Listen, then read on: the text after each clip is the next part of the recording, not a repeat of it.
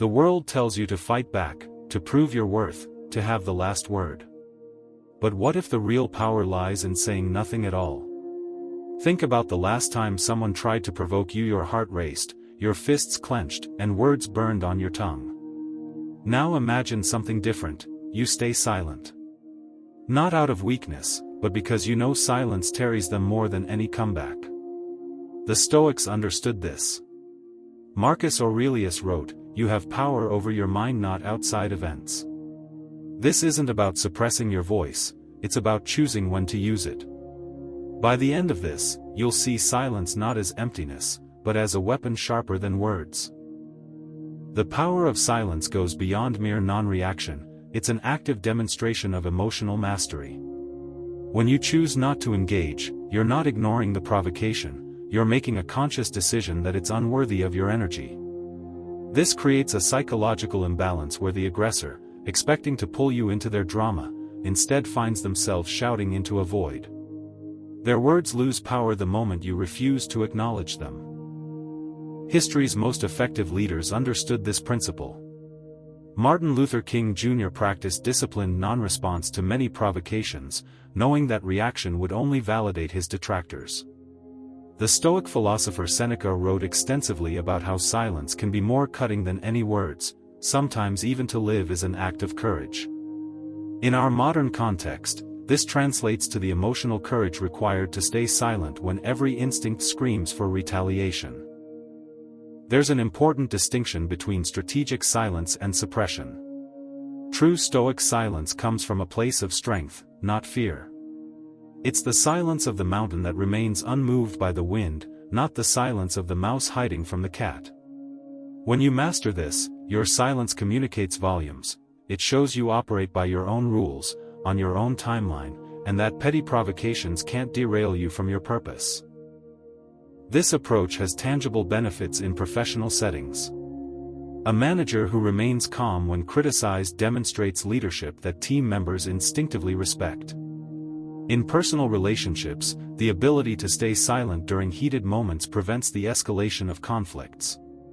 Even in public controversies, those who maintain dignified silence often emerge with their reputations intact while their critics appear small and desperate. The final psychological advantage of silence is perhaps the most powerful: it forces others to sit with their own thoughts. Without your reaction to distract them, they're left alone with their words and actions, which often leads to self-reflection. Many aggressors, when denied the drama they seek, eventually reveal their own insecurities and weaknesses. Your silence becomes the mirror that shows them who they truly are. Mastering these three levels transforms silence from passive avoidance to active strategy. The progression mirrors martial arts principles. First you learn to block attacks, tactical pause, then you stop perceiving certain actions as attacks at all, emotional detachment, until finally your mere presence influences the battlefield without effort, strategic absence. This evolution requires daily practice, starting with small moments of intentional silence and gradually expanding to broader applications. Consider how world-class negotiators use silence as leverage. They understand that most people rush to fill empty space with concessions or explanations. By comfortably inhabiting silence, they gain the upper hand. Similarly, in personal relationships, practicing these levels of silence can prevent unnecessary conflicts. When your partner says something hurtful, applying tactical pause prevents escalation. As you develop emotional detachment, you'll recognize most remarks say more about the speaker than about you. Eventually, through strategic absence, you'll naturally attract relationships where such provocations rarely occur. The business world rewards this skill disproportionately. Executives who master strategic absence make better decisions because they don't get drawn into every controversy. Their teams learn to solve problems independently rather than relying on constant input. Investors interpret their selective communication as confidence rather than evasion. This explains why Warren Buffett's rare public statements move markets. His habitual silence makes his words more impactful. The ultimate test comes when facing true injustice. Here, strategic absence doesn't mean silence forever, but choosing the timing and platform that maximizes impact. The civil rights movement carefully selected its moments to break silence for maximum effect. Your personal moments to speak will carry similar weight when preceded by disciplined silence. This is the Stoic ideal, not perpetual quiet, but the wisdom to know when silence serves your purpose better than words. The most transformative exercise is what Buddhist monks call the practice of the pause. Before responding to any emotional trigger, whether an insult, a challenging question, or even good news, institute a mandatory 10-second silence. During this pause, ask yourself 3 questions. Does this require my response? What purpose would my response serve? And, is this the best time to respond? This simple habit builds what neuroscientists call the gap between stimulus and response, the critical space where true choice resides. Most people's lives would transform if they could master just this one practice. For workplace applications, develop what negotiators call the silence advantage. In meetings, after someone finishes speaking, consciously wait 3 full seconds before responding. This achieves several objectives simultaneously. It prevents you from interrupting, gives you time to formulate better responses, and often makes others reveal more than they intended. The FBI's hostage negotiation team uses this tactic. They know silence makes people uncomfortable enough to keep talking, often revealing crucial information. In your daily life, this translates to better conversations and fewer regretted words. Physical silence training complements mental discipline. Try a sound fast, 1 hour daily with no speech, no music, no digital noise. Just ambient silence.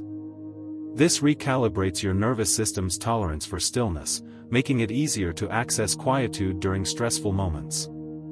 Many successful people, from Einstein to Steve Jobs, incorporated regular silence into their routines for this reason. The modern world's constant noise has made silence a scarce resource, reclaiming it gives you a strategic advantage. The final level combines all these practices into what Stoics called the observer mindset.